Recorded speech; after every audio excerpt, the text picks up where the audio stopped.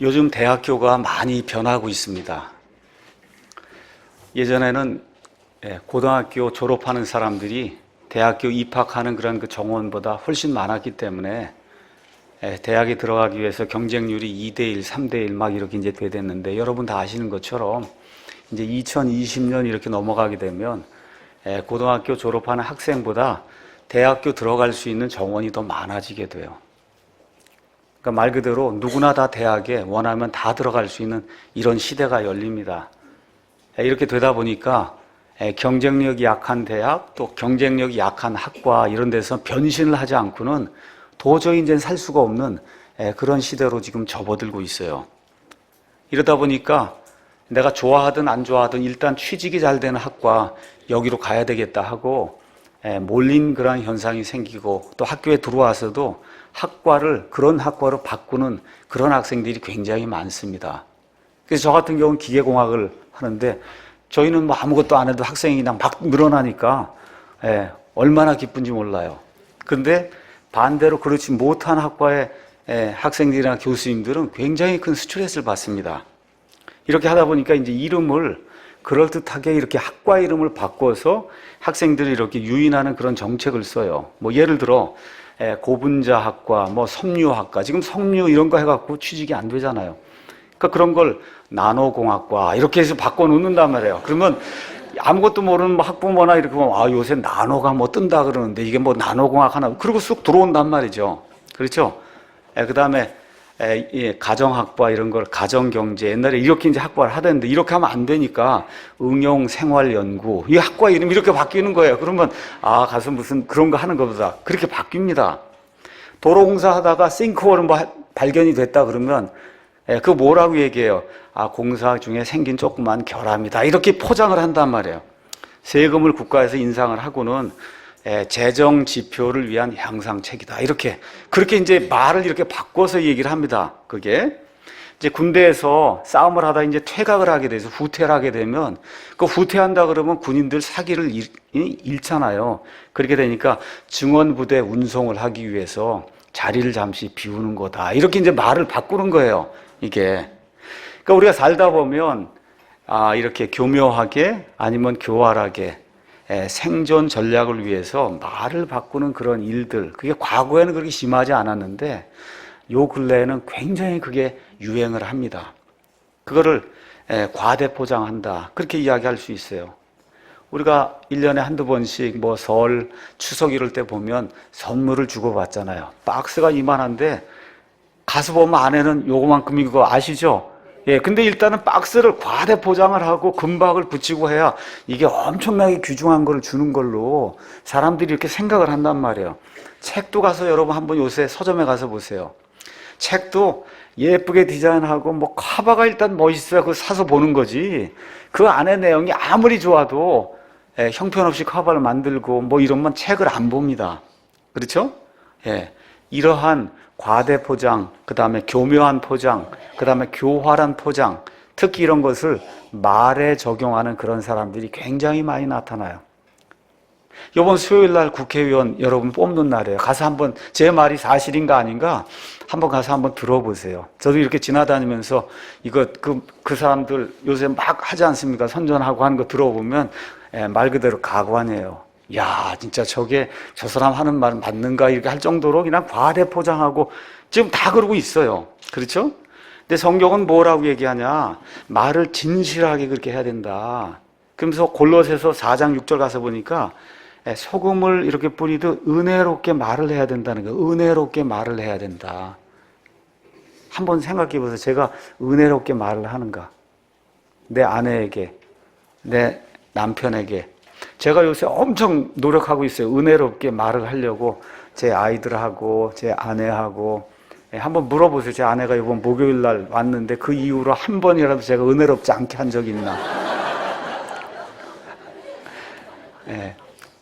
그래서 아주 마음속에 죽을 때까지 은혜롭게 이제 하려고 아주 마음을 먹었습니다. 제가 지난번 공항 사건 이후로. 자, 사람의 특징이 뭐냐? 사람은 말을 하고 글을 쓰는 그런 능력을 가지고 있어요. 이 세상에 아무리 큰 뭐 사자, 뭐 호랑이 뭐 할 거 없이 그런 거 가지고 있는 창조물 하나도 없습니다. 그렇죠? 예, 하나님이 하나님의 형상으로 사람을 만들었다 할 때 그 형상 중에 일부가 뭐냐? 글을 쓰고 말을 하는 거예요. 하나님도 글을 쓰시고 하나님도 말씀을 하세요. 커뮤니케이션 할 수 있는 그런 능력을 하나님 주셔서 얼마나 감사해요. 여러분, 말 못하고 서로 그러면 얼마나 힘들겠어요. 서로 사랑한다 뭐 해야 돼, 말을 해야 되는데 이러고만 있으면 얼마나 힘들겠냐고 이게. 그렇죠? 또 그것도 글을 쓰고 시를 이렇게 같이 써서 내가 사랑하고 좋아하고 뭐 이런 것들 이렇게 표현한다는 게 그게 얼마나 귀중한 거예요. 한번 생각해 보세요. 아직 못하신 분이 있으면 오늘이라도 부인한테도 좀 써보시고 이렇게 한번 해보시라고.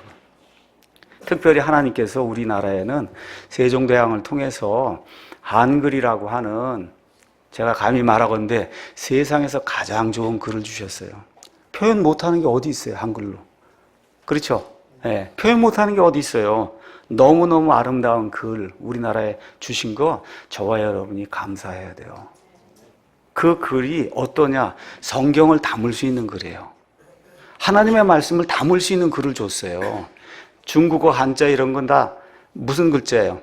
이거 의미, 글자 하나가 의미를 가지고 있는 이런 글자이기 때문에 하나님의 온전한 말씀을 중국말로 담기는 대단히 힘들어요. 우리는 한 단어 한 단어 거의 다 표현할 수 있단 말입니다. 이게 이렇게 아름다운 말을 하나님이 우리에게 주셨어요. 이 말을 지키기 위해서 우리나라 선조들이 얼마나 고생했냐. 요 근래에 나온 영화 동주란 영화가 있으니까, 동수가 아니라 동주입니다. 가셔서 한번 흑백 영화, 우리 일제 그 강점 시대에 이 말을 지키기 위해서 우리 선조들이 얼마나 노력했는가. 아주 아름다운 영화예요. 가서 한국말을 사랑하셔야 돼요. 너무 좋은 그런 말 하나님 주셨어요. 저희가 오늘 시편 12편을 읽었습니다. 이 12편의 주제는 뭐냐? 사람의 입에서 나오는 말과 하나님의 입에서 나오는 말씀, 그 두 개가 무슨 차이가 있느냐, 이걸 가르쳐 주는 게 시편 12편의 핵심이에요. 특별히 사람들 가운데 대부분이 다 악한 자들이거든요. 악한 자들이 쏟아내는 말들과 하나님의 입에서 나오는 말씀들, 그게 다 단어를 이야기하는 겁니다. 악한 자들의 입에서 쏟아져 나오는 단어들과 하나님의 입에서 나온 단어들, 그 말씀들이 어떻게 서로 다른가, 이걸 지금 시편 12편이 우리에게 지금 알려주고 있습니다. 가서 보니까 스미닛에 맞추어 악장에게 준 다윗의 시 해서, 다윗이 이 시편을 기록을 했구나. 다윗이라고 얘기하면 지금부터 4,000년 전에, 아시겠죠? 지금부터 3,000년 전에, 예수님 오시기 1,000년 전이니까 지금부터 3,000년 전에 다윗이 이 말씀을 기록을 했다. 다윗이 어떤 사람이냐, 여러분 잘 아시죠? 목동이었어요. 양을 치는 가운데 사자도 만나고 곰도 만나고 정말 많은 역경을 이기는 그런 삶을 살다가 그의 삶에 엄청난 역경이 닥치기 시작했죠. 어떤 일 때문에 그래요? 골리앗을 죽이고 이스라엘 백성을 블레셋 사람들의 손에서 구출한 이후에 영광이 그에게 떨어진 게 아니라 이 세상에서 지금까지 사는 동안 사자보다 더 무섭고 곰보다 더 무서운 그와 같은 고난이 그의 삶 속에 이루어지기 시작했어요. 근데 그 일이 누구 때문에 생겼냐? 그래서 자기 장인 때문에 생긴 거예요. 그냥 자기 장인이 잡아 죽이려고 애를 쓰는 겁니다. 그런 장인 되면 안 됩니다. 사위 삼아놓고 이 사위를 어떻게든지 죽이려고 그렇게 노력하면 안 되잖아요. 근데 다윗의 장인 사울이 그런 사람이에요. 그래서 하나님을 위해서 큰 일을 했고 하나님의 백성을 위기에서 구출했더니 그에게 그냥 금방 영광이 오는 게 아니라 지난 7년, 8년 동안 말 그대로 이 세상이 감당할 수 없을 정도의 그와 같은 아픔과 시련이 다윗의 삶 속에서 이제 일어나게 돼요. 그래서 고난 극복의 대가가 누구냐, 한 사람 들어라 얘기하면 다윗을 들 수 있을 정도로 다윗의 삶이 말 그대로 파란만장한 이런 고난과 고통과 슬픔의 그런 삶이었습니다. 그걸 지금 여기 12편에 이제 기록을 한 거예요. 근데 이 12편은 그거 하나만 읽으면 그 앞뒤 상황이 어떤가를 알 수가 없습니다. 그래서 12편은 11편하고 같이 읽어야 그래야 이게 쭉 연결이 되게 돼요. 이게 같은 시간에 두 개를 지은 게 아니에요. 근데 하나님께서 시편을 이렇게 배열하도록 이렇게 하나님께서 섭리로 인도하시는 가운데 12편 전에 몇 편을 뒀다고요? 12편 전에 몇 편을 뒀어요? 11편을 두셨어요. 누가? 하나님이 그렇게 배열을 해주셨단 말이에요. 서로 다른 때에 지은 건데 아시겠죠? 하나님이 섭리를 통해서 11편 먼저 두고 그 다음에 12편을 두도록 하나님이 그렇게 배열을 해주셨단 말입니다. 자, 11편 제가 읽겠습니다. 1절 가서 보니까 내가 주 여호와 하나님을 신뢰하거늘 어찌 너희가 내 혼에게 이르기를 새같이 너희 산으로 도망하라 하느냐. 주변에 친구라고 한 사람들이 와갖고 지금 다윗에게 얘기하는 거예요. 많은 사람이 당신을 핍박하니 그러니 우리가 있는 그 산으로 도망하는 게 어떻겠냐 이렇게 충고를 하는 겁니다. 권고를 하는 거예요. 근데 다윗이 뭐라 그래요? 나는 지금 여호와 하나님만 신뢰하고 있는데 도대체 나를 사랑한다고 하는 당신들이 왜 와서 당신들이 있는 그 산에 왜 내가 새처럼 혼자 홀로 도망하라고 왜 그런 권고를 주느냐. 지금 다윗이 이야기를 하고 있습니다. 그 상황이 어떤 상황이냐. 2절에 보라 사악한 자들이 활을 당기고 지금 새처럼 하니까 새는 활로 잡는 거잖아요. 그렇죠? 그러니까 다윗을 새처럼 지금 비유하고는 어떻게 하는지 화살을 쏴서 지금 새를 잡듯이 가지가지 무기를 다 지금 동원해서 지금 다윗을 잡아 죽이려고 하는 그런 일들이 생기고 있다는 거예요. 그래서 활을 이렇게 당기고는 화살을 시위에 이렇게 먹여, 당기고는 화살을 시위에 먹여 마음이 올바른 자를 그것도 몰래 쏘려고 하는 그런 상황이 지금 발생하고 있다는 겁니다. 그렇죠? 이렇게 될 때 다윗이 무엇라고 호소하느냐. 기초들이 무너지면 의로운 자들이 무엇을 할 수 있으리요. 지금 이 일들이 왜 일어나느냐? 지금 다윗이 살고 있는 이 이스라엘 시대에 기초들이 무너졌다는 거예요. 기초들이. 그렇게 되니까 다윗처럼 하나님의 영광을 위해 살겠다고 하고 골리앗과 싸워 이기고 그렇죠? 하나님의 일을 하겠다는 그런 사람을 몰래 쏴서 죽이려고 하는 이런 사람들이 도처에 널려 있다고 지금 성경이 이야기하고 있는 겁니다. 자, 그러면 유대인들의 기초가 뭔가? 여러분 잘 아신 대로 다윗은 아담의 창조 이후에 1000년 지났을 때 노아가 나오고 노아 이후에 1000년 지나서 아브라함이 나오고 아브라함 이후에 1000년 지나서 다윗이 나오니까 하나님이 온 창조 세상을 만든 지 약 3000년이 지났을 때 다윗이 이 땅에 지금 등장을 한 거예요. 그렇죠? 그래서 하나님께서 아브라함을 택하시고 이삭과 야곱 12지파 이렇게 해서 유다 지파의 지금 왕으로 지금 다윗을 지금 세우려고 하는 그런 찰나예요. 자, 이 모든 일을 이루시기 위해서 모세를 통해서 이집트 탈출을 해서 이스라엘이 국가를 이루도록 하신 게 다윗으로부터 약 500년 전에 일어난 그런 사건입니다. 그래서 이스라엘이 국가가 형성이 됐어요. 자, 그러면 이스라엘 땅에 태어난 유대인이라고 하면 최소한 내가 왜 이 땅에 태어나서 여기 살고 있는가에 대한 의식이 있어야 된단 말이죠. 나는 그냥 하나님의 선민이야 이게 아니고 왜 하나님께서 나를 여기 유대인으로 이 땅에 태어나게 하셨는가 여기에 대한 이해가 있어야 되는 그런 기초가 다 무너져 내린 거예요. 첫째, 창세기 3장 15절 가서 보시면 하나님께서 메시아를 여자의 씨로 보내신다고 하셨어요. 여자의 씨. 그 여자의 씨가 와서 마귀를 멸절시키는 그런 일을 해야 되고 그 여자의 씨 중에 그게 좁혀지면서 누구에게로 좁혀지냐? 아브라함에게로 좁혀지면서 그렇죠? 그 이후에 아브라함 이후에 다윗의 지파로 이게 좁혀지면서 거기서 메시아가 출생하는 그 일이 지금 이거 포커스가 되는지 이게 기초가 되는 그런 일이에요. 그러니까 유대인들의 마음속에 뭐가 있어야 되냐? 하나님이 창세기를 통해 주신 여자의 씨 메시아를 산출하는 그런 국가 민족이라는 거 이거에 대한 그 기초가 있어야 되는 그게 아무것도 모르고 그냥 사는 겁니다. 두 번째, 로마서 3장 1절에서 2절 가서 보니까 유대인들의 장점이 뭐냐, 나은 점이 뭐냐, 사도 바울이 많은 면에서 많다는 거예요, 유대인이. 근데 특별히 그들에게 하나님의 말씀들이 맡겨졌다는 거예요. 저와 여러분이 살기 위해서 하나님의 말씀들이 필요한데 이 구약 성경의 모든 말씀들을 하나님께서 유대인들에게 맡기셨다는 거예요. 신약 성경의 모든 말씀도 이방인으로 알려진 누가 외에는 다 누가 기록했냐? 유대인들이 기록한 거예요. 그러니까 하나님 말씀 보존도 유대인이 한 거란 말이에요. 그래서 메시아 탄생, 말씀 보존, 또 하나님을 바르게 알면 반드시 예배 드려야 돼, 하나님께. 그렇죠? 그렇게 이야기하면서 예수님께서 요한복음 4장에 그 수가성의 여인에게 너희는 알지 못하는 것에게 경배하고 우리는 아는 것에게 경배를 한다 이야기하면서 구원은 유대인에게서 난다 이야기해요. 구원은 유대인에게서 난다. 그래서 구원자가 바로 예수님이라고 이야기하면서 하나님은 영과 진리로 자기에게 경배하는 자를 찾는다. 그 이야기를 하면서 뭐라고 말씀하세요? 하나님은 영이시니 하나님께 경배하는 자들이 반드시 영과 진리로 경배할지니라 해서 사마리아 사람들이 이런 예배 하나님 안 받으시고 유대인들이 영과 진리로 예배하는 그 형태의 그런 예배, 예수님이 가르치신 그런 예배를 드려야만 하나님이 영광을 받으신다는 거예요. 이런 걸 누가 가르쳐야 되냐? 유대인들이 가르쳐야 되는 거예요. 그게 유대인들이 기초예요. 이런 기초가 다 무너져 내린다는 겁니다. 이런 기초가. 그래서 다윗 시대에 이런 기초들이 무너져 내리니까 의인들이 꼼짝을 못 한다는 거예요. 일을 못 한다.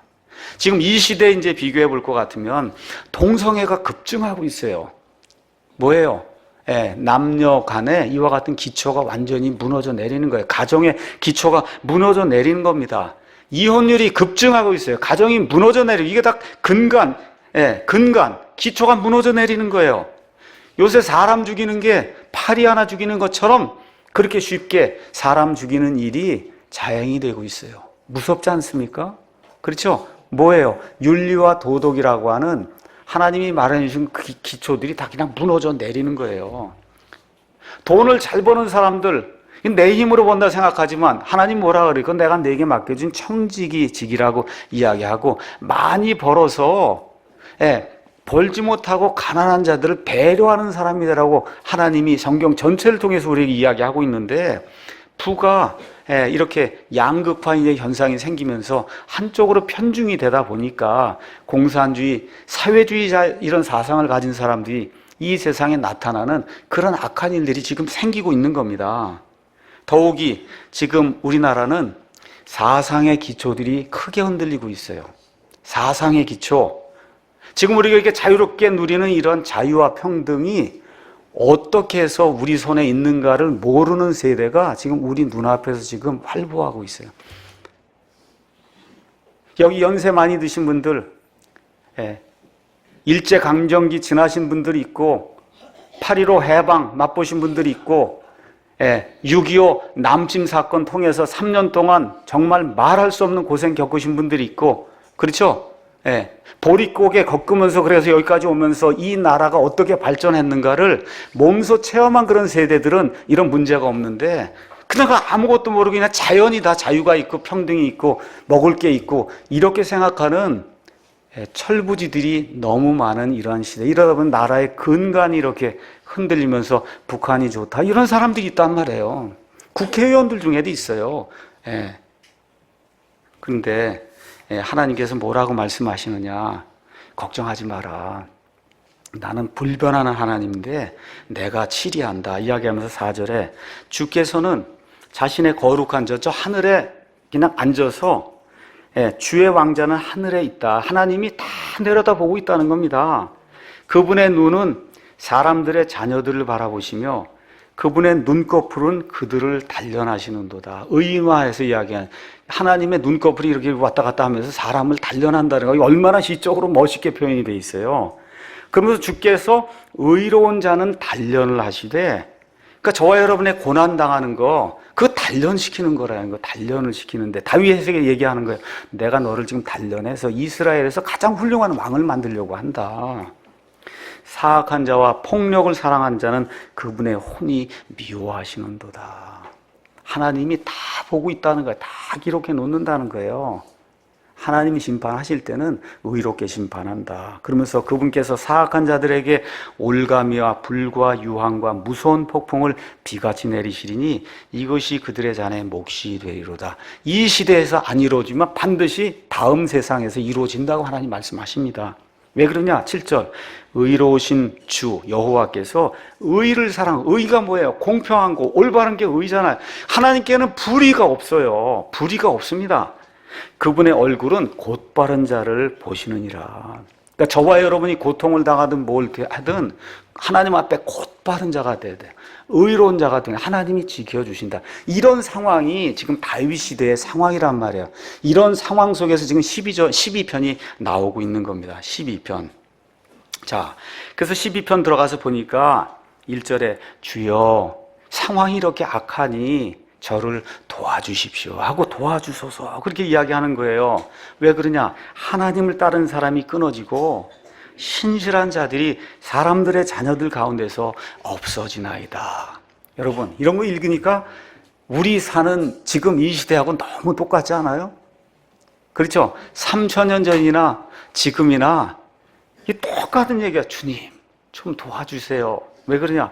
하나님을 따르는 사람이 끊어지고 신실하게 하나님만 옳습니다 하고 그런 사람들이 사람들의 자녀들 가운데 점점 없어집니다. 없어지고 있어요. 예. 하나님을 따르는 사람, 그 뭐야? 하나님의 편에 선 사람, 하나님의 성품을 닮은 사람, 그렇죠? 예. 예수님만 좋다고 하는 사람, 예. 신실하게. 신실하다는 거 여러분 뭘로 생각하시면 그냥 아침에 일어나면 그냥 해가 뜨고 그냥 밤에 가면 무조건 해가 진다고요. 그거 지금까지 계속되어 온 거예요. 그게 신실한 거예요. 그러니까 하나님이 그렇게 신실하게 우리를 지켜주시고 우리가 그렇게 되기를 원하는데 그런 사람 찾아보기가 대단히 어렵다. 자, 그러면 하나님을 따르는 사람의 특징이 뭐냐? 그거 어려운 거 아니에요. 하나님이 사랑하는 것을 나도 사랑하고, 아시겠죠? 하나님이 미워하는 것을 나도 미워하면 그 사람이 하나님을 따르는 사람이 어려운 거 아니에요. 맞습니까? 하나님이 사랑하는 것을 나도 사랑하고 하나님이 미워하는 것을 나도 미워하면 그 사람이 하나님을 따르는 사람이에요. 그걸 뭐라고 얘기하냐? 바이블 빌리버, 성경 신자라고 이야기하는 거예요. 성경 신자. 다시 말씀드려, 성경의 약속대로 그대로 될 줄을 제가 믿습니다 고백하는 그런 사람을 하나님을 따르는 사람이다. 그렇게 이야기하고 있습니다. 자, 그러면서 2절부터 이제 나오는 거예요. 악한 자들이 하는 일이 2절, 3절, 4절에 나와요. 그들이 저마다 자기 이웃과 더불어 헛것을 말하며 아첨하는 입술과 두 마음으로 말하나이다. 자, 말이 나오기 시작하는 겁니다. 말이 어떻게 해요? 헛것을 말한다. 말로 죄를 지는데 입만 열면 거짓말, 헛것. 그 다음 뭐가 나요? 아첨하는 말이 나와. 아첨. 여러분, 아첨. 누가 아첨하면 빨리 팽개쳐야 돼요. 저도 딱 누가 아첨하면 벌써 도망갑니다. 그것도 모르는 사람이 있어요. 아첨도 모르고 하면 그 사람 어리석은 사람이에요. 아첨. 그렇죠? 그 다음에 두 마음의 말. 마음은 이건데 요 앞에 와서는 이렇게 얘기하는 게 그게 두 마음의 말이잖아요. 그렇죠? 더러운 말, 시기, 비방, 그 다음에 이간, 특히 남자들 음담패설. 그렇죠? 또 요 근래에 SNS 이런 거 들어가면서 여러분 말을 얼마나 지저분하게 하는지 몰라요. 이거 한번 보세요. 그 카톡에다 본인들이 써놓은 글을 한번 이렇게 보시라고. 이게 알아들을 수 있는 그런 말인가? 성도들에게 합당하지 않은 거예요. 성도들. 세상 사람은 그렇게 해도 성도들에게 그렇게 합당한 말이 아니다. 고린도전서 15장 33절 가서 보니까 속지 말라. 악한 사귐은 선한 습성을 부패시킨다. 성경이 이야기하고. 그러니까 그런 사람들하고 자꾸 어울리면 그럼 이 사람이 선한데도 불구하고 그 선한 습성이 부패가 된다는 거예요. 성경이 그렇게 이야기하는 겁니다. 그러니까 하나님께서 심판을 어떻게 하시느냐? 3절 주께서 아첨하는 모든 입술과 교만한 것들을 말하는 혀를 하나님이 아예 끊어버리시겠다는 거예요. 이게 놀라운 심판이 아닙니까? 그렇죠? 근데 이 사람들이 뭐라고 주장하느냐? 4절 그들이 말하기를 우리가 우리 혀로 이기리라. 우리 입술은 우리 것이니 누가 우리를 주관하려 하였도다 하고 마음대로 거짓말, 아첨, 비방, 험담, 음담패설, 그렇죠? 다윗과 같은 경우 죽이겠다 그러고 이러면서 나서는데 그럼 뭐라 그래요? 우리 입술이 우리 건데 누가 우리를 주장하냐? 내가 하고 싶은 대로 다 하면 끝나는 거지. 이게 뭐예요? 이게 상대 윤리예요. 절대적으로 옳고 그른 것이 없이 지금 이 시대를 포스트 마더니즘 시대다 그렇게 이야기해요. 포스트 마더니즘, 모더니즘의 특징이 뭐예요? 절대적인 가치가 없다는 거예요. 나만 오르면 된다는 거예요. 누가 한다 하는 걸 누가 왜 반대를 하냐는 거예요. 나만 오르면 사람을 죽이든 뭐, 내가 죽이고 싶어서 죽였다는 거예요. 내가 죽이고 싶어서. 여러분 얼마 전에 대만에서 한 여자아이 죽이는 거 그거 봤습니까? 묻지마 살인. 어떻게 해요? 아이를 데리고 유모차를 끌고 가는데 한 사람이 나타나서 식칼일 거예요. 식칼로 목을 딱 쳐서 죽였어 그 자리에서. 그냥 그렇게 하고 싶었다는 거예요. 이런 악한 일들 하나님이 그냥 두지 않는다는 겁니다. 이 땅에서 뭐 더 살고 목숨이 유지된다 해도 하나님이 그냥 두지 않아요. 하나님 그냥 두지 않는다. 이런 악한 일들이 다윗 시대뿐만 아니라 지금 이 시대에 더 팽배하고 적그리 시대의 날이 점점 가까이 오면 올수록 우리 아이들 잘 간수해야 돼요. 정말 잘 간수해야 돼. 아이들 보배하고 같이 하나님이 우리에게 줬잖아요. 부모가 좋은 말 쓰고 좋은 행동 보여주고 온유하게 살고 이렇게 하면서 아이들 잘하고 정말 잘 간수해야 되는 거예요. 하나님이 뭐라고 말씀하세요? 뭐라고 말씀해요? 아첨하는 모든 입술, 교만한 것들 말하는 혀를 내가 끊어버리겠다. 하나님이 그렇게 말씀하십니다. 자, 그러면서 2절과 그 다음에 여기 4절 이 사람들이 하는 내용을 결국 요약을 하면 비방과 아첨이에요. 자기 주장 다 내 말이 옳다. 그러니까 결국 뭐 하는 거예요? 말로다가 사람을 죽이는 일이 지금 이 안에 기록이 되어 있는 겁니다. 그렇죠? 그 도구는 뭐냐? 입술과 혀예요. 그래서 야고보서가 강조하고 있는 게 뭐예요? 믿는 사람들이 입술과 혀를 조심해야 된다고 그렇게 강조를 하는 겁니다. 로마서 3장 4절 가서 보니까 이런 말씀이 그 안에 기록이 되어 있어요. 뭐라 기록이 되어 있냐? 3장 4절. 참으로 하나님은 진실하시되 사람은 다 거짓말쟁이라 할지어다. 8절에 이렇게 한다는 거예요. 어떤 사람이 나타나느냐? 선을 이루기에 우리가 악을 행하자. 이런 사람이 나타난가? 하나님을 위해서 우리가 거짓말을 합시다. 이렇게. 무슨 얘기인지 아시죠? 이런 사람들이 나타난다는 거예요. 하나님의 영광을 위해서 우리가 거짓말하고 사기를 치고, 그렇죠? 하나님의 영광을 위해서 이 일을 하자고 하는데 들여다보면 믿지 않은 사람이 봐도 완전 사기에 조작에, 그렇죠? 거짓말하는 이런 일들 하면서 하나님의 영광을 위해서 한다는 사람들이 나타난다고 지금 성경이 이야기하고 있는 겁니다. 제 말이 아니고. 10절. 의로운 자는 없나니 단 한 사람도 없다. 그 이야기를 하면서 13절에서 18절 가서 보면 다 말로 하는 거예요. 그들의 목구멍은 열린 돌무덤이에요. 목구멍이 열린 돌무덤이에요. 돌무덤이 뭐예요? 무덤 안에 죽은 시체가 들어있다 그 얘기입니다. 그러니까 말을 하면 다 죽은 말, 죽이는 말만 나오는 거예요. 그들이 자기 혀로 속임수를 쓰나니 그들의 입술 밑에는 독사의 독이 있고, 이게 누구예요? 거의 대부분의 사람들이 그렇다는 거예요. 그들의 입은 저주와 쓴 것으로 가득하며, 이렇게 되면서 그들의 발은 피 흘린 데 빠름으로 파멸과 고통이 그들에 있어 그들이 화평의 길을 알지 못하였고, 18절 그들의 눈앞에는 하나님을 두려워함이 없느니라. 이렇게 기록이 되어 있어요. 이러한 말씀이 시편에 있는 것을 지금 옮겨놓은 거거든요. 이 말씀이 시편 말씀을 옮겨놓은 거예요. 그러니까 다윗의 시대에도 이런 사람들이 있었고 지금도 있는데 그때보다 지금이 더 악하다는 거예요.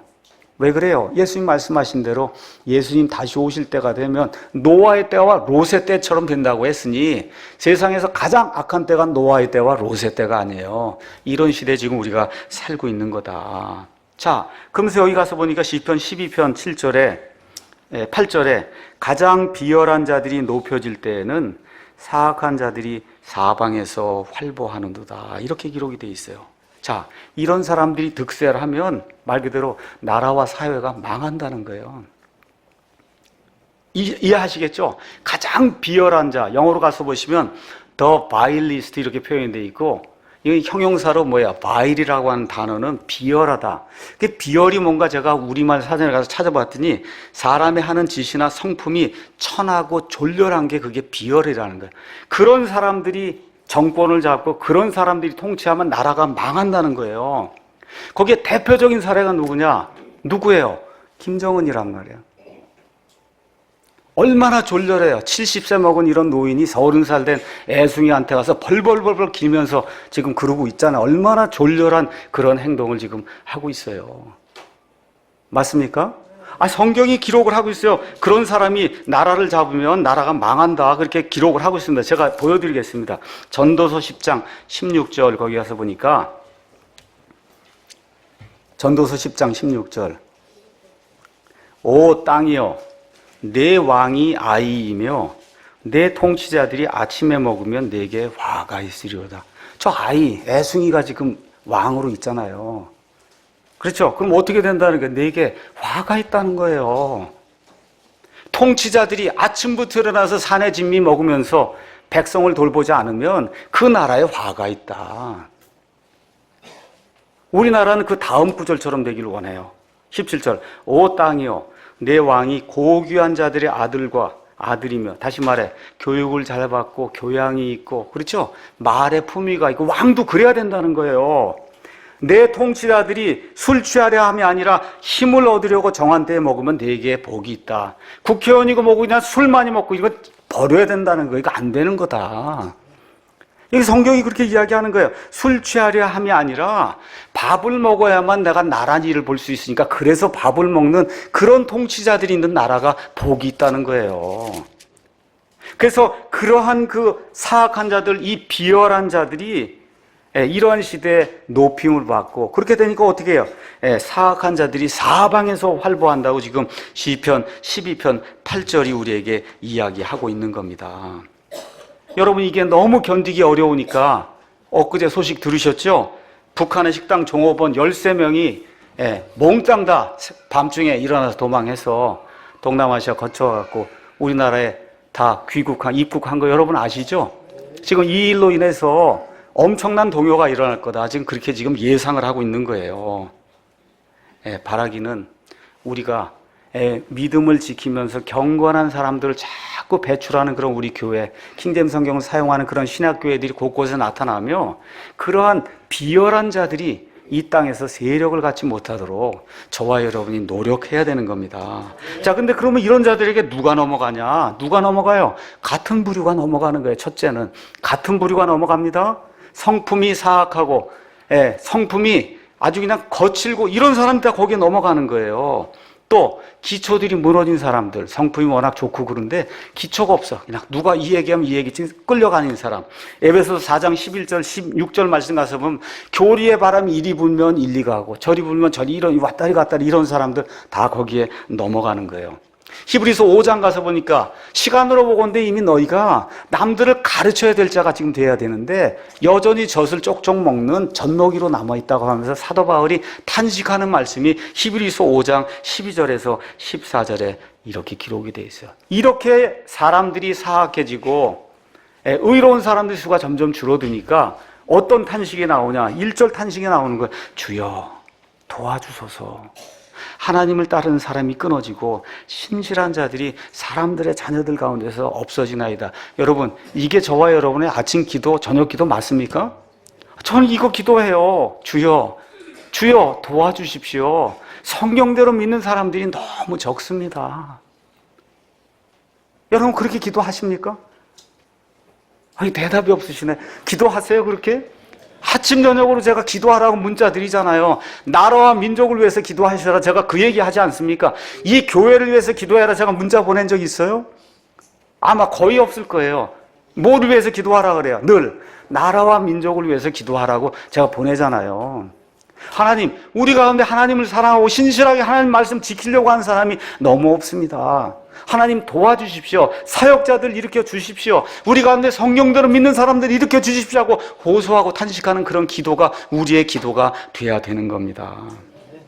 그래서 12편 1절에서부터 지금 5절, 그래서 이런 가운데 5절에 하나님이 뭐라고 말씀하시느냐? 주께서 말씀하시기를 가난한 자의 학대받는 것과 궁핍한 자의 탄식하는 것을 인하여 이제 내가 일어나 그를 향해 우쭐대는 자로부터 그를 떼내어 안전하게 두리라 하신도다. 하나님이 안전보장의 약속을 해주시는 내용이 이 안에 이제 기록이 되어 있어요.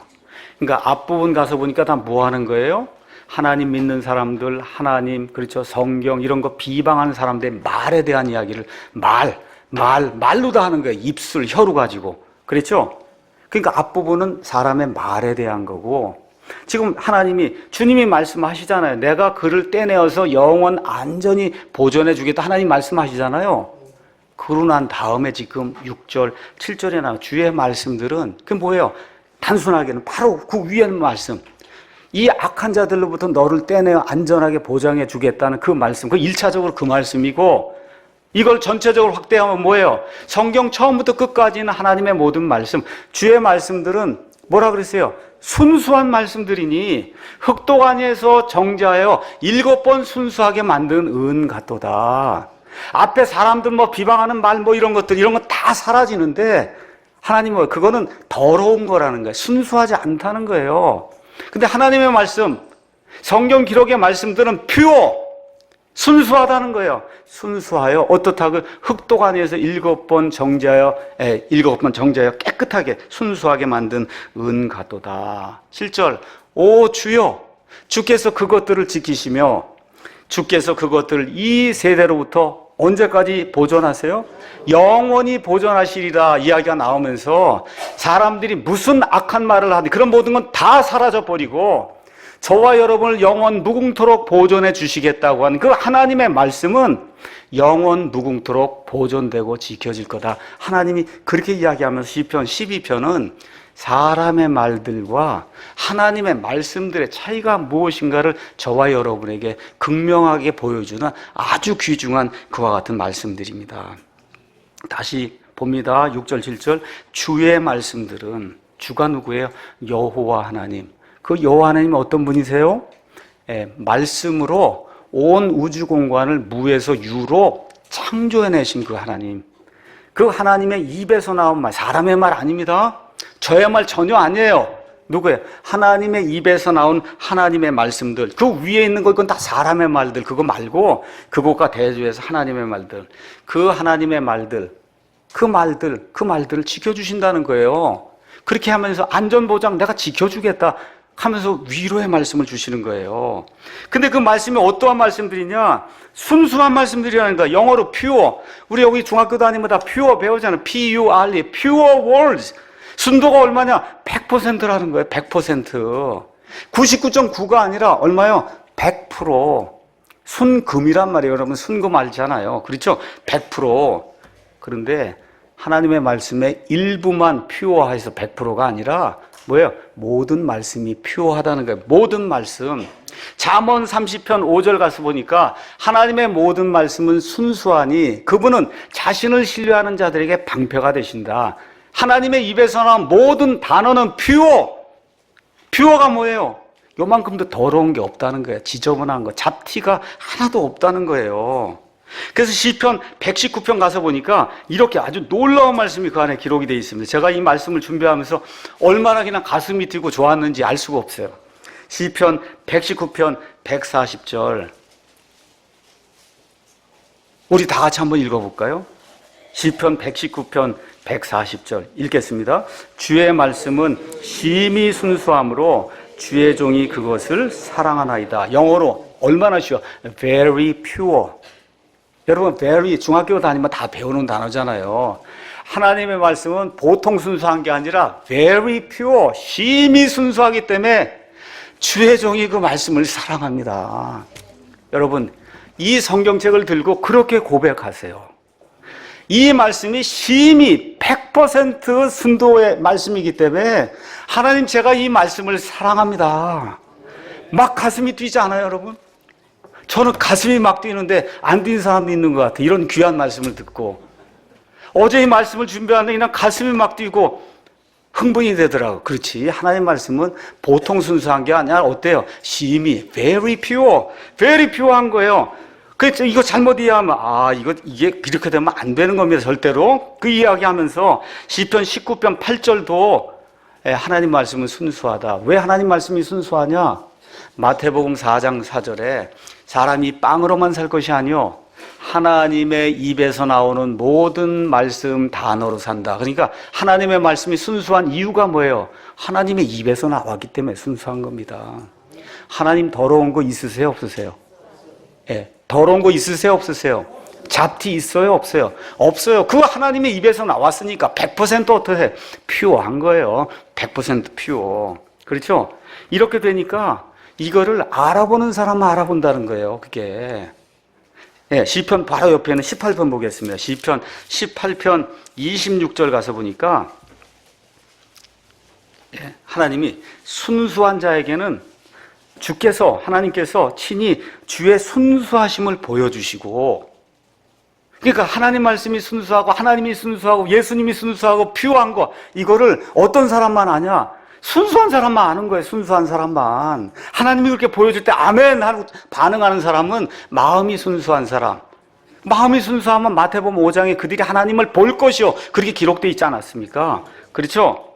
거역하는 자에게는 주께서 친히 주의 적대하심을 보인다. 예, 하나님이 이렇게 퓨어한 걸 보이는데 아닙니다. 그러면 결국 하나님이 적대하는 걸 보여주신다는 거예요. 예. 베드로전서 2장 1절 가서 보니까 그래서 그 말씀을 이렇게 이제 표현했습니다. 베드로전서 2장 1절에 1절 있습니다. 그러므로 모든 악의와 모든 교활함과 위선과 시기와 모든 비방하는 말, 여기도 좀 말을 얘기하는 거예요. 이건 다 사람의 말, 썩어 없어진 말, 이 말은 다 갖다 버리고, 둘째, 새로 태어난 아기들로서 말씀의 순수한 젖을 사모하라. 그러니까 사람의 말, 하나님의 말 비교되죠, 여기도. 그렇죠? 이는 너희가 그 젖으로 말미암아 어떻게 해요? 성장하는 거예요. 그 젖으로 말미암아 성장하게 하려 하는 거다. 자, 그리고 다시 12편으로 다시 돌아와 보니까 어떤 사람들이 이거를 잘못 이해하시는 분들이 있어요. 주의 말씀들은 순수한 말씀들이니 흑독안에서 정죄하여 7번 순수하게 만든 은 같도다. 이걸 국어를 잘못하면 잘못 이해하는 거예요. 국어 잘못하는 사람이 이해하는 거 제가 설명하겠습니다. 아, 처음에 하나님 말씀이 더러웠는데 이걸 7번 하나님이 역사를 통해서 깨끗하게 이렇게 해줘갖고, 그래서 7번 딱 지나니까 드디어 순수하게 됐다. 이건 어디서 나오는 거냐? 중학교, 고등학교인데 국어를 제대로 잘 하지 못해서 한번 읽어보세요. 그렇게 돼 있나? 다시 읽어볼게요, 제가. 주의 말씀들은 순수한 말씀들이니 흑독안에서 7번 정죄하여, 흑독안에서 정죄하여 7번 순수하게 만든 은 같다. 그러니까 하나님의 말씀들은 7번이 이미 정죄가 된 그 은과 같다는 얘기지, 말씀을 7번 하나님이 역사를 통해 정죄했다 그러면 큰일 나는 겁니다. 이해하시겠죠? 예. 자, 그 다음에 또 뭐라고 써있냐? 7번 정죄를 했다는 얘기가 왜 나와? 7이 무슨 수예요? 완전수잖아요. 은을 어떻게 정죄해요? 은 광석을 이만큼 가져다가 용광로에 갖다 넣으면, 그럼 거기서 어떻게 돼요? 불순물 다 없어지고 은만 딱 남잖아요. 그렇죠? 그렇게 빼내면 은이 99% 남습니다. 그렇잖아요. 그 다음에 또 용광로에서 정죄하면 7번을 정죄하면 말 그대로 100% 은만 남는단 말이에요. 그걸 우리가 쓰는 거예요. 그렇게 된 은처럼 하나님의 말씀은 처음부터 그렇게 순수하다. 지금 성경이 그렇게 이야기하는 거예요. 아, 그랬더니 또 뭐라고 얘기하냐, 사람들이. 아, 그런 말씀은 맞는데요. 그런 말씀은 이 땅에는 없고 하늘에만 하나님이 보존해 두시는 거죠. 여러분, 여기 지금 은하고 비교하고 있죠? 은, 맞습니까? 이 은은 땅에 있는 거예요? 하늘에 있는 거예요? 예, 정죄 지금 땅에서예요? 하늘에서요? 그 지금 얘기가 지금 땅에 있는 은하고 비교하는 거죠? 맞습니까? 그럼 그 말씀들이 지금 땅에 있어야 돼요? 저 하늘에 있어야 돼요? 아, 물론 하늘에 있는 건 당연한 얘기고, 이 말씀들이 하늘에도 있고 어디에도 있어야 돼요. 아, 땅에 없는 그 말씀이라면 소용이 없잖아요. 땅에 그 말씀이 없다. 하나님이 엄청나게 순수한 그런 말씀을 주셨는데 지금 이 땅에는 없어. 그럼 뭐 성경 읽을 필요가 뭐 있어? 그 땅에는 없는데. 그렇죠? 그러니까 앞뒤 문맥이 뭐예요? 아, 이 땅에 있다는 거잖아요. 지금 그 하나님의 모든 말씀, 순수한 말씀이 이 땅에 있다는 거잖아요. 왜 그 땅에, 이 땅에 그게 존재하냐? 6절에 나오는 거예요. 어떻게? 7절에 뭐라고 하세요? 오 주여, 주께서 그것들을 지키시며, 영어로 keep. 아시죠? 우리 keep 바이블 할 때 keep, 지킨단 말이에요. 그 중학교 영어예요. 그것들, them, them, 이것도 중학교 영어예요. 이거 모르는 사람이 어디 있어요? 그럼 그것들 할 때 그것들은 뭐예요? 대명사죠? 맞습니까? 대명사 앞에 있는 뭐를 다시 받은 게 대명사죠? 그럼 한번 가서 앞에 뭐가 있단 말이에요, 앞에. 예, 선행이 되는 건데, 그럼 앞에 있는 가수 은, 여러분 영어로 은, 실버, 골드 이런 거 복수 처리할 수 있는 단어입니까? 없는 단어예요. 못해요. 그런 골즈, 실버즈 이런 건 없는 거야. 골드 아니면 실버 이건 단수뿐이 안 되는 거예요. 도관이 단수자는 안 된단 말이에요. 그러면 거기 가서 보면 바로 그 위에 6절에 뭐가 나와요? 복수가. 뭐가 나와요, 여러분? 그러니까 말씀드리잖아요. 너무 당연하잖아요. 여러분 이 문장 가져다가 6절, 6절하고 7절을 이렇게 따서 영어 교사에게 이렇게 가져다 주고 여기는 댐이 뭡니까? 하고 한번 물어보시라. 뭐 교리적 이런 거 다 떠나서 이거 가져다 주고 요 6절, 7절에 있는 요 댐이 뭡니까? 그러면 바로 앞에 있는 명사를 가리키겠네요. 복수명사. 그럼 복수명사 뭐가 있어요? 뭐뿐이 없어요. 말씀들 뿐이 없잖아요. 말씀들. 맞습니까? 예. 누구나 쉽게 알 수 있는 거예요. 근데 문제가 생기죠. 개혁성경, 개혁개정, NIV, NASB 등은 이 them이라는 걸로 뭘로 바꿨어요? 우리로 바꿔버렸어요. 오 주여, 주께서 우리로 바꿔버린 거야. 우리를. 주께서 우리를 지키시며 주께서 우리를 이 세대로부터 영원히 보존하시리다. 이렇게 바꿔버린 거예요. 그러니까 이 세상의 킹제임스 성경하고 킹제임스 성경을 그래도 따라 양심적으로 많이 번역했다고 뉴 킹제임스 성경 빼고는 이 세상의 모든 성경이 다 그걸 우리로 바꿔버렸어요. 우리. 그래서 개혁 성경은 여호와여 우리를 지키사. 공동 번역 우리로 만들어 놨습니다. 바른 성경 저희, 쉬운 성경 저희가 뭐예요? 다 우리잖아요. 자, 그러면 히브리 말이 우리냐? 가서 보면 뭐야? 아니, 될 수가 없는 말을 자기들 마음대로 추측해갖고 그렇게 갖다 놓은 거예요. 왜 그래요? 이걸 놓으면 말씀 보존이 되니까, 하나님의 말씀 보존 약속이 되니까 이걸 지우기 위해서 히브리 말 원어 자체에도 없는 우리를 거기다 갖다 쑥 집어넣은 거예요. 이게 뭐예요? 추측과 변개입니다. 그리고 뭐라고 주장하냐? 영어 단어 keep 아니면 보존한다는 preserve는 그건 사람들에게만 적용되는 단어지, 말씀들은 그 keep하고 preserve란 단어를 쓸 수 없다, 이렇게 이제 또 교묘하게 주장을 하거든요. 아닙니다. 신명기 17장 19절, 시편 119편 57절, 잠언 7장 1절 가면 keep이 다 뭘로 말씀 지키는 걸로 나옵니다. preserve 이 단어는 keep으로도 번역이 되는데 시편 105편 45절, 119편 33절에 34절, 잠언 3장 1절 가면 다 preserve, keep이 뭘 써요? 말씀을 지키고 보존하는 데도 다 쓰이는 그런 단어예요. 자, 논리적으로 사람을 지키는 건 말이 안 되는 이유를 제가 여러분에게 말씀드리겠습니다. 한번 생각을 해보세요. 여기 은이 나오고 하나님 말씀이 나오죠. 여러분, 은이 귀중하니까 여러분 지키고 보존하려고 그러시죠? 맞습니까? 은이 더 돌덩어리면 저거 집에다가 쌓아놓을 사람이 있어요? 없죠? 은이 너무 귀중하니까 그거를 지키고 보존하려고 하는 거예요. 근데 하나님의 말씀 뭘로 비교했어요? 은에 비교했잖아요. 그 정제 7번 내가 100% 그럼 그 하나님 말씀이 귀중하다는 얘기죠? 그러니까 그 귀중한 거 은을 지키고 보존하든 하나님의 말씀을 지키고 보존한다, 그런 의미가 돼야 이게 앞뒤 문맥이 맞는 거란 말이에요. 그래서 사람으로 볼 수 없는 이유가 바로 그 다음 절에 나옵니다. 그 다음 절에 7절. 주께서 그것들을 지키시며, 됐어요? 주께서 그것들을 이 세대로부터 어떻게? 영원히 보존하신다, 이렇게 나온단 말이에요. 자, 그러면 이 사람들의 주장대로 따르면 하나님이 사람들을 이 땅에서 영원히 보존하셔, 이래야 되잖아요.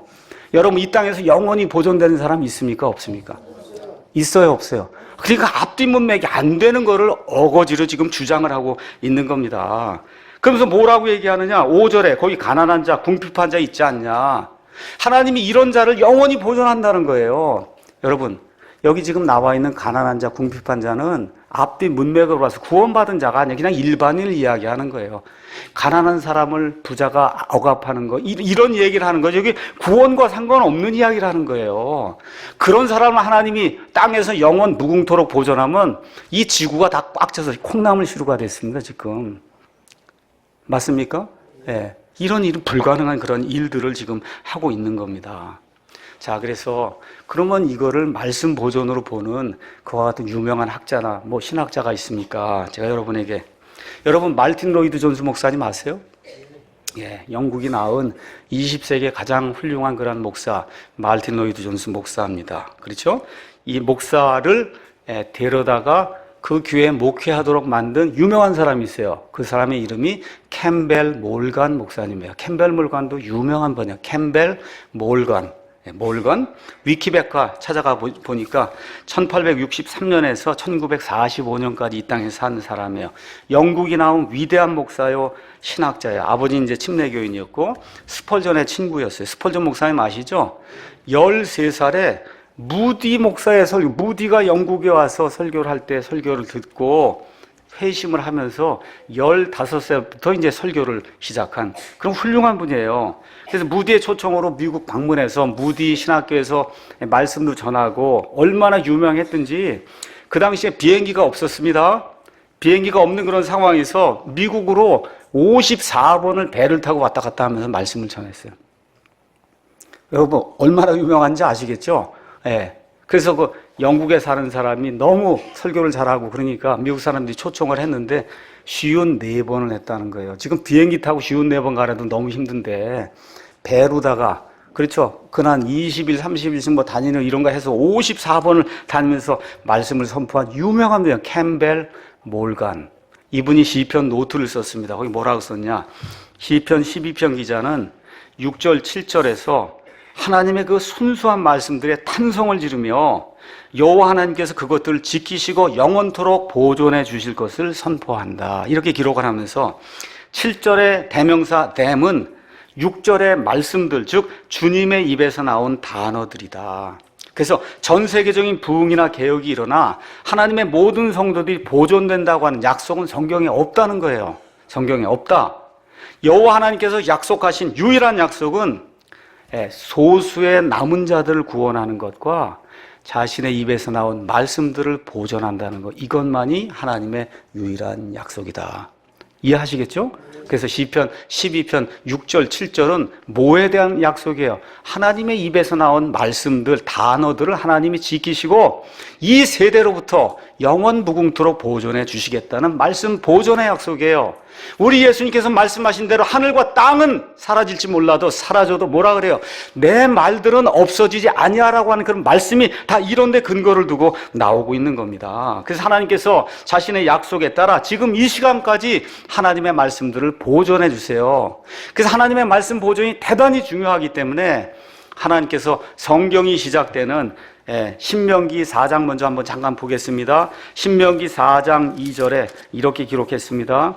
너희는 내가 너에게 명령하는 말에 더하거나 거기에서 빼지 말고 내가 너에게 명령한 주 너의 하나님의 명령들을 지켜라. 이렇게 말씀해 놓으시고 지금 조금 아까 읽었던 시편 12편 그렇죠? 주의 말씀들은 순수한 말씀들이니 흙도가니에서 정제하여 7번 순수하게 만든 은 같도다. 오 주여 주께서 그것들을 지키시며 주께서 그것들 이 세대로부터 영원히 보존하시리다. 중간에 딱 박아 놓으시고 그 다음에 잠언에 가서 잠언 30장에 하나님께서 다시 한번 또 이 말씀을 정확하게 또 다시 못 박습니다. 하나님의 모든 말씀은 순수하며 그분은 자신을 신뢰하는 자들에게 방패가 되시느니라. 너는 그분의 말씀들에 더하지 말라.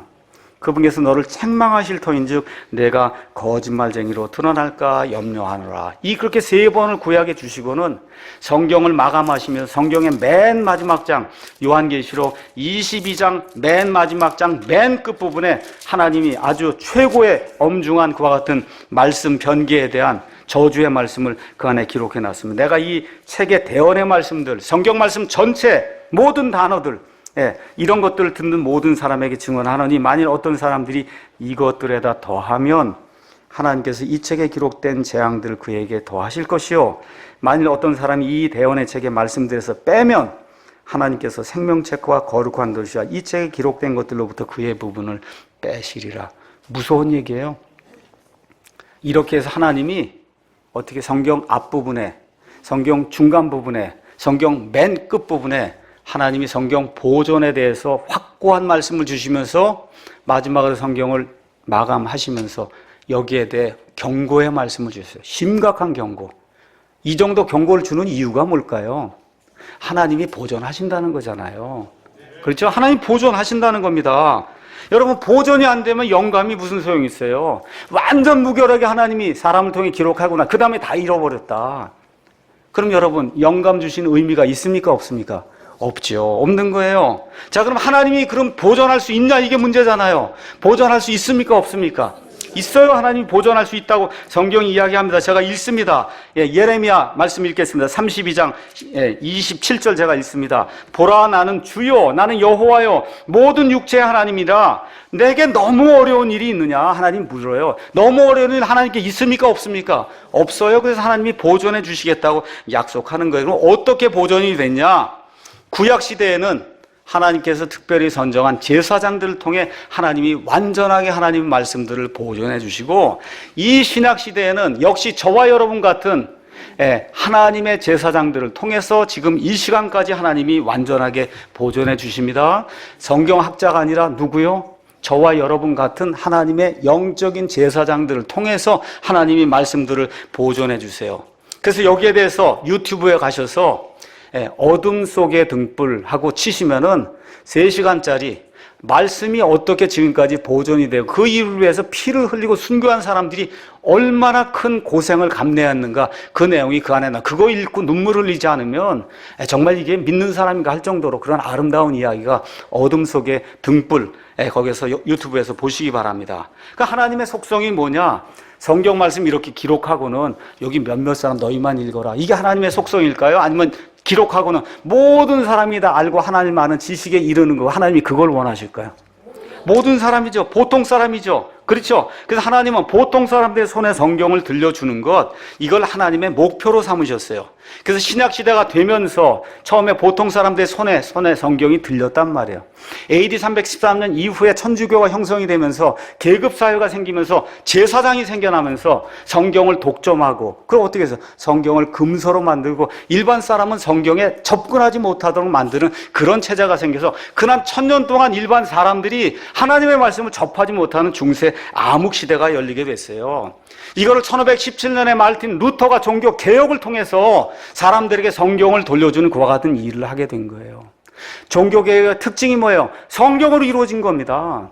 그 마르틴 루터가 썼던 그 성경이 뭐예요? 우리가 가지고 있는 킹제임스 성경과 똑같은 성경을 마르틴 루터가 가지고 쓴 겁니다. 1500년대부터 이제 영어 시대가 열리기 시작했어요. 스페인, 포르투갈, 이 카톨릭 국가들이 장악하던 그런 전 세계에 누가 이제 세력이 등장하기 시작했어요? 영어권의 세력이 등장하면서 엘리자베스 여왕 시대에 하나님께서 스페인의 무적 함대를 하나님이 물리쳐 주셨잖아요. 영국이 전 세계에서 해가 지지 않는 나라로 이렇게 들어서는 가운데 그 영국의 유명한 문학가가 나왔어요. 누구죠? 셰익스피어. 그래서 영어가 계속 발전하는 가운데 셰익스피어 시대에 영어가 최고조로 올라간 바로 그때 엘리자베스 여왕이 죽고, 엘리자베스 여왕은 밑에 있는 브리튼이라고 한 지금의 남부지방을 다스렸고 위에 있는 스코틀랜드는 또 다른 왕이 다스렸단 말이죠. 그 다스리던 왕이 누구냐? 제임스예요. 그 제임스가 이 엘리자베스 여왕의 사촌이에요. 그래서 사람들이 회의를 하고 스코틀랜드하고 밑에 있는 브리튼을 다 합쳐서 대영제국을 하나로 만들고 왕을 하나만 세우자 해서 스코틀랜드에 있던 이 제임스가 이 영국 전체를 합병해서 초대 왕이 된 거예요. 그게 지금 우리가 가지고 있는 킹 제임스 성경의 그 왕이 초대, 전체를 통일한 그런 초대 왕이에요. 제임스의 히브리어 이름이 뭐예요? 야곱이에요. 야곱의 이름은 이스라엘이란 말이에요. 이스라엘. 이스라엘이라는 이름을 가진 왕이 나타나서 영국을 통합을 하고, 그걸 뭘 만들어줬어요? 1611년에 한 번도 변개되지 않은 하나님의 말씀, 영어 킹 제임스 성경을 만드는 그와 같은 아름다운 일을 했다. 예. 그래서 230년의 영어 성경 역사를 거치면서 1611년에 킹 제임스 성경으로 완성이 되며 전 세계 킹 제임스 성경 이걸 가지고 교리가 성립이 되고 신학이 성립이 되고 온 세상에 복음이 선포가 된 거예요. 그럼 여러분, 제가 묻겠습니다. 이 땅에 지금 이 시간에 하나님이 완전히 보존해 주신 성경이 있어야 될까요? 없어야 될까요? 있어야 돼요. 그렇게 믿는 거예요. 모든 성경을 다 비교해도 뭐만 맞아요? 킹제임스 성경만 맞는 거예요. 킹제임스 성경만. 근데 어떤 사람, 이건 목사님만 그런 거 아닙니까? 목사님만. 아니에요. 지난 400년 동안 수많은 사람들이 연구하고 결론 내린 게 뭐예요? 오류가 없다, 그 얘기입니다. 그래서 여러분 가셔서 유튜브에 가셔서 역시 세상을 바꾼 책하고 치면 그러면 킹제임스 성경이 만들어진 그 배경이 아주 최신의 영화로 아주 멋있게 되어 있는 걸 볼 수가 있어요. 세상을 바꾼 책. 우리 한국에서는 1990년 초반부터 킹제임스 성경 운동이 일어나기 시작했어요. 이러기 전에 1989년도에 한국에 유명한 책이 나왔습니다. 이 책의 이름이 톰슨 대역 안형 성경이에요. 한글은 개역 성경으로, 이 안에 들은 영어는 킹제임스 성경으로. 이 안에 발간사를 제가 읽어드리겠습니다. 이 제 얘기가 아닙니다. 발간사. 그러나 주지하다시피 영어 성경이라도 수십 종에 이른 역본이 있어서 역본 선정에 고심하였는 바 각계의 자문을 얻어 흠정역인 킹제임스 성경으로 정하게 되었습니다.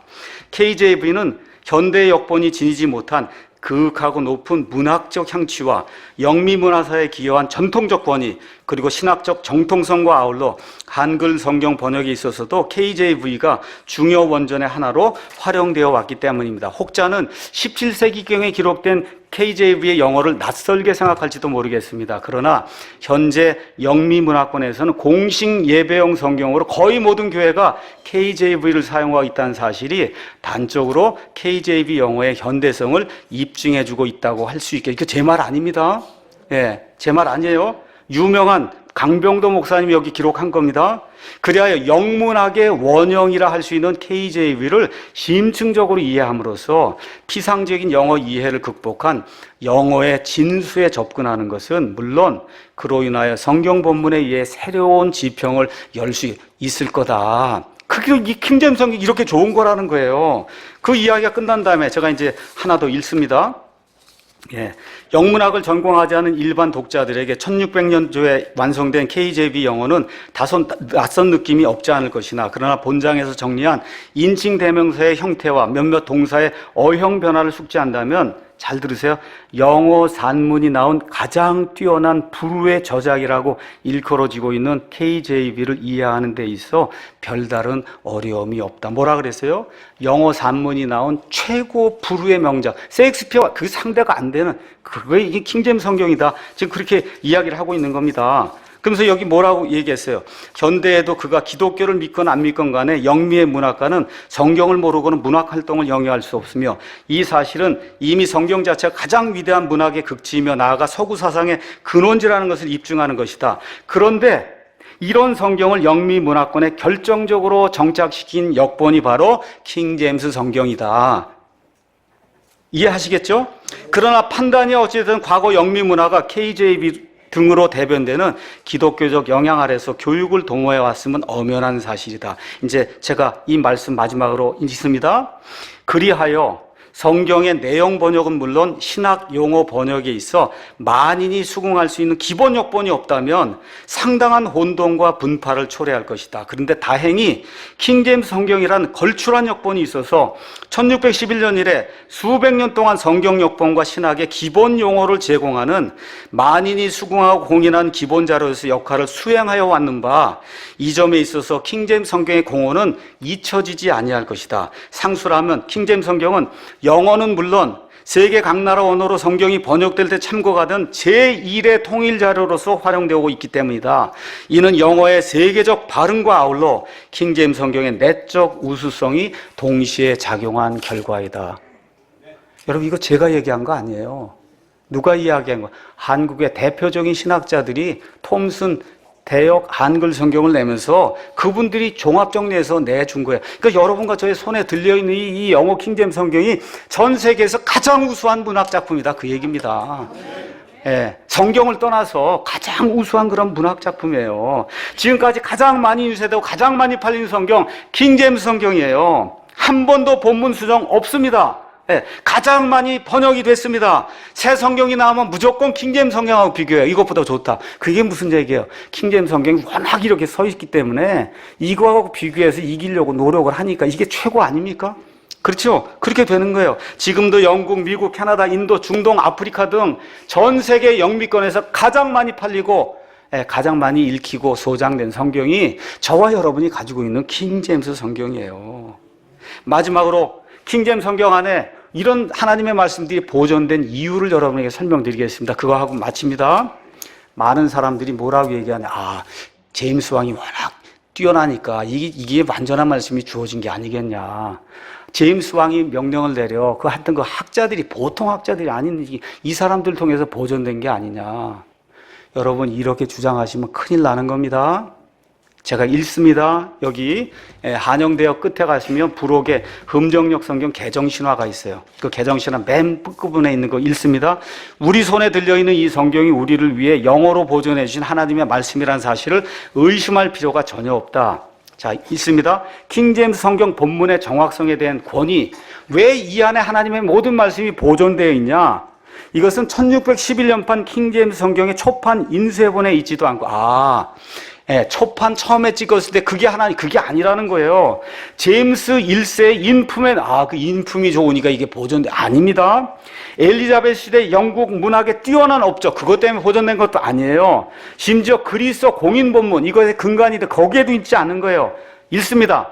영어 킹제임스 흠정역 성경이라는 절대 무한 하나님의 말씀의 권위는 하나님께서 자신의 말씀들을 보존해 주시겠다고 한 약속과 하나님의 능력에 달려 있다는 거예요. 보존해 주시겠다 약속하셨습니까?